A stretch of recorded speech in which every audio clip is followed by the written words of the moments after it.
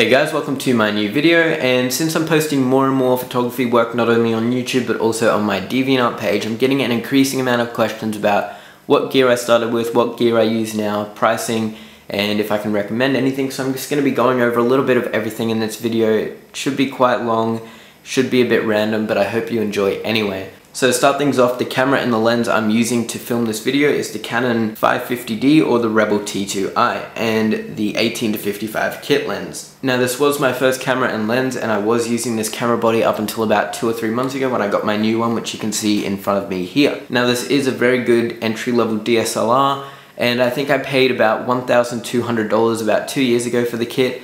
However, that price is significantly less now considering the 600Ds out, the 650Ds coming out pretty soon I think, and the Canon 60D are all out, so they're all pretty much upgrades to this camera.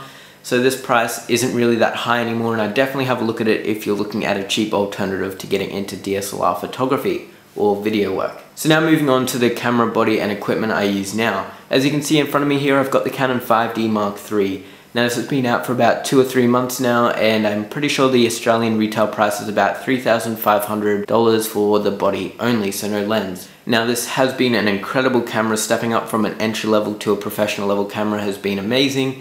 I don't really have any complaints about it. Now if you're a Nikon shooter, please don't go leaving comments about how the D800 is cheaper and better and more megapixels, because both cameras take incredible photos. It's more about the photographer than the actual camera.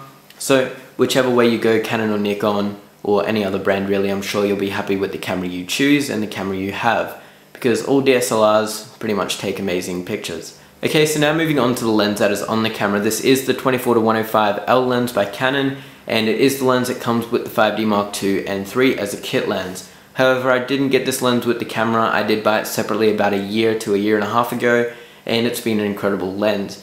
Now if I could go back, I probably would get the 24-70 instead, just because of the larger aperture of f2.8 compared to this, which has f4. I'd probably find it more useful now since I'm more into photography. However, at the time I was more into video work, so I did go for the image stabilization and the more versatile focal range. But I still love this lens. It's still probably my most used lens, and I think I paid about $1,200 for it online. Okay, so now moving on to the next lens, which is my second L lens and my most recent lens, which is the Canon 16-35 f2.8 Mark II L lens. Okay, so now this lens is an amazing wide-angle lens. I do use it for all of my landscape photos now, as well as some portraits. If you get a lot of family over and everyone's just sitting around a table, this lens is great because usually it's fairly dark indoors, and having a 2.8 aperture, and especially on a full frame camera, it's super wide. You can create some really nice photos with it. Now this did cost me about $1,500 I believe, and I got it while it was on sale at Amazon. And yes, I'm aware all of this equipment is pretty expensive, especially considering I don't do any professional work, but anyway, I really love this lens. It's been great so far, and it's probably my second most used lens, if not my most used lens. It'd be a close call between my two L lenses, which one I use more. But anyway, moving on to the next lens, which is the Canon 50mm f1.4. Now I did buy this lens for I think about $350 because I didn't want to go for the L lens, which is, $1,000 and something dollars.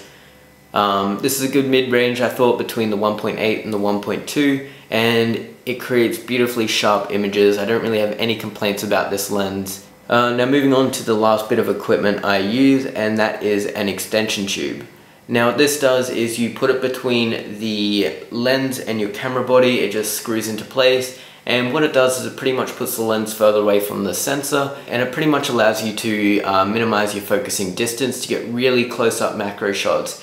And I might put a few examples up on the screen now, just some shots of like water droplets and stuff I've got with this. And for something that's only, I'm not sure how much it cost me now, I can't quite remember, it was only about $50 or something. It's a great bit of equipment for anyone to have. It's a cheap alternative if you want to do macro work but don't want to shell out the money for a macro lens, and this works great with the 24-105. So that's pretty much it, and that is the equipment I use whenever I do my photography work. Now I've also got a bunch of polarizing and neutral density filters, but I won't go over all of that.